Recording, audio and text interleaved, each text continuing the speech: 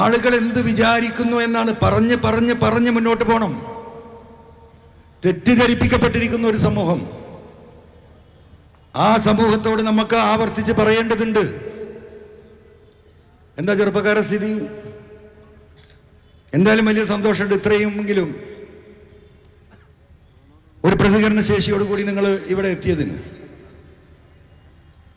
ഒരു ചെറുപ്പക്കാർക്കും പ്രതികരണ ശേഷി ഇല്ലാതെയായി ഈ മൊബൈൽ ഫോണിന്റെ ആഗമനത്തോട് കൂടിയിട്ട്. എല്ലാവരും അടിമകളാണ്.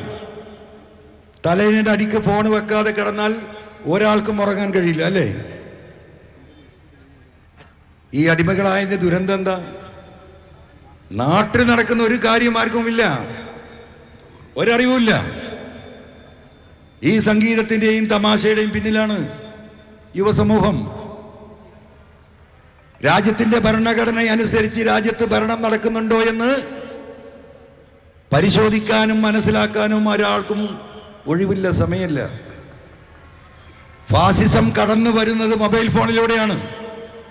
എങ്ങനെയാ കടന്നു വരുന്നത്? നമുക്ക് ഫാസിസം വരുന്നുണ്ടോ എന്നറിയാൻ സമയമില്ല. ഒറ്റ കാര്യം നിങ്ങൾ പരിശോധിച്ചാൽ മതി. നമ്മുടെ നാട്ടിലെ ഇന്ത്യ മഹാരാജ്യത്ത് വിദേശ രാജ്യങ്ങളിലെ കാര്യങ്ങൾ പരിശോധിക്കുമ്പോൾ എല്ലാത്തിനും വില കൂടുതലാണ്. ലോകത്തെ ഏറ്റവും കൂടുതൽ ചീപ്പായിട്ട് ഇന്റർനെറ്റ് കിട്ടുന്ന രാജ്യം അമേരിക്ക. ആ അമേരിക്കയോടൊപ്പം ഇന്റർനെറ്റ് ഫ്രീ ആയി കിട്ടുന്ന രാജ്യം, അല്ലെങ്കിൽ ചെറിയ പൈസക്ക് 10 രൂപക്ക്. 10 രൂപക്ക് എന്താ വില? 10 രൂപന്റെ വില നിങ്ങൾക്ക് അറിയാലോ. 25 രൂപക്കോ 30 രൂപക്കോ അല്ലെങ്കിൽ 50 രൂപക്കോ റീലോഡ് ചെയ്താൽ ഒരു മാസം സുഖമായിട്ട് നിങ്ങൾക്ക് കാണാം. എന്താ കാരണം? മോഡി സർക്കാർ എല്ലാത്തിനെയും പിഴിഞ്ഞെടുക്കുമ്പോ പാവപ്പെട്ട കർഷകരെ തുടങ്ങിയിട്ട് ഈ നാട്ടിലുള്ള മുഴുവൻ കാര്യങ്ങളിലും എങ്ങനെ സമ്പത്ത് അടിച്ചു മാറ്റാൻ എന്ത് വഴിയെന്ന് നോക്കി അതെല്ലാം പിടിച്ചെടുത്തുകൊണ്ടിരിക്കുമ്പോഴും 150 കോടി ജനങ്ങളുള്ള ഇന്ത്യയിൽ ഇന്റർനെറ്റ് ഫ്രീയോട് സമാനമായ റേറ്റിന് വെറുതെ അങ്ങോട്ട് തരികയാണ്. കാരണം ഇതിന്ന് കണ്ണെടുക്കൂല. ഇത് ഫാസിസത്തിന്റെ മറ്റൊരു വഴിയാണ്. നമ്മൾ ആരെങ്കിലും ചിന്തിച്ചിട്ടുണ്ടോ? അപ്പൊ ഇതിങ്ങനെ കാണുക, ഉച്ചക്ക് നല്ല ഭക്ഷണം കഴിക്കുക. നമ്മൾ തൊഴിലാളികളടക്കം ഇപ്പോൾ ഉച്ചയോട് കൂടിയിട്ട് ജോലി തീരും.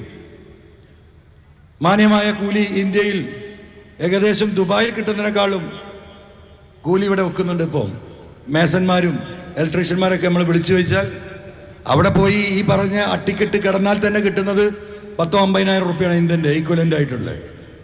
അതിലൊരു 10-30,000 റുപ്യയുടെ ചെലവാണ്. പിന്നെ ഒരു 10-20,000 രൂപയെ ബാക്കിയാണ്. പക്ഷെ അതിലേറെ ലാഭം കൂലി ഇന്ന് നമ്മുടെ നാട്ടിലാണ്. അപ്പൊ അവരും സാറ്റിസ്ഫൈഡ് ആണ്. അപ്പൊ പിന്നെ വീട്ടുകാരെ ചർച്ച രാത്രി ഇന്ന് ഭക്ഷണം ഉണ്ടാക്കണം, ബ്രേക്ക്ഫാസ്റ്റ് എന്ന് ഉണ്ടാക്കണം എന്നാ. ഒരുവിധം വീട്ടിലൊന്നും ഇപ്പൊ രാത്രി ഭക്ഷണം ഉണ്ടാക്കലില്ല. ഉണ്ടോ? വളരെ കുറവാ. അപ്പൊ ഈ മന്തിയും കിന്തിയും ഇഷ്ടംപോലെ ഭുജിക്കുക. കുഴിയില്ല മന്തി, കുഴിയില്ലാത്ത മന്തി, തലമന്തി, കാലുമന്തി, ഇങ്ങനെ സെർച്ചിങ് എവിടെയാ മന്തി. നീ അതൊക്കെ കഴിഞ്ഞിട്ട് പിന്നെന്ത് വേണം? അടിച്ച് വീശി എന്താ പറയുക, 2 ഫുട്ബോളിന് അത്ര ഓരോരുത്തരുടെ വയറ്. എന്നിട്ട് വന്നിട്ട് രാത്രി 12 മണിക്ക് 1 മണിക്ക് ഒറ്റ കിടത്താം. പോരുന്ന വഴിയിൽ ഇങ്ങനെ തപ്പി നടക്കും. എന്തിനറിയോ? ഐസ്ക്രീം എവിടെയാ പൊരിച്ചത് കിട്ടുക. ലോകത്തെവിടെയും ഐസ്ക്രീം പൊരിക്കുന്നത് നമ്മൾ കണ്ടിട്ടുണ്ടോ? എന്നിട്ട് അതും കൂടി വിഴുങ്ങിയിട്ട് പോയി കിടക്കുക. സകല ആശുപത്രി ഫുള്ള. ഒരു പഞ്ചായത്തിൽ 5ഉം 10ഉം ക്ലിനിക്കുകൾ നമ്മുടെ നാട്ടിൽ. എന്തേ തൊട്ടടുത്ത ഈ ഗൂഡല്ലൂർ കയറിയാൽ, ഗൂഡല്ലൂരൊന്ന് പോയി പരിശോധിക്കും നിങ്ങൾ. ഈ 10-15 കൊല്ലത്തിനുള്ളിൽ എത്ര ക്ലിനിക്ക് അവിടെ ഉണ്ടായിട്ട് 1-2 ഉണ്ടാവും. ഇവിടുത്തെ ഇരട്ടി ആളുണ്ട്. ഇവിടെ 25 ഉണ്ടാകുമ്പോൾ അവിടെ 2 എണ്ണം. എന്തേ? തമിഴന്മാർ ഇപ്പോഴും കഞ്ഞി കുടിക്കും, അത്യാവശ്യം പച്ചക്കറിയൊക്കെ കഴിക്കും, ആവശ്യത്തിനേ മാംസം കഴിക്കുള്ളൂ. നീ എന്താ കഴിച്ച്? കഞ്ഞിയും പുമ്മളും വന്ന് നമ്മളെ നാട്ടുകാർ പാരയും പറഞ്ഞാൽ ഓനെ പുറത്താക്കുന്നു പറയും, അല്ലേ? അപ്പൊ ഈ ദുരന്തങ്ങൾ, ഞാൻ ഇതൊക്കെ പറഞ്ഞു വരുന്നത് എന്തുകൊണ്ടാണ് അറിയോ? നമ്മളൊരു തനി രാഷ്ട്രീയം മാത്രം പറഞ്ഞു പോവുകയല്ല. യുവാക്കൾ നിങ്ങൾ ചിന്തിക്കാൻ വേണ്ടിയിട്ടായി പറയുന്നത്.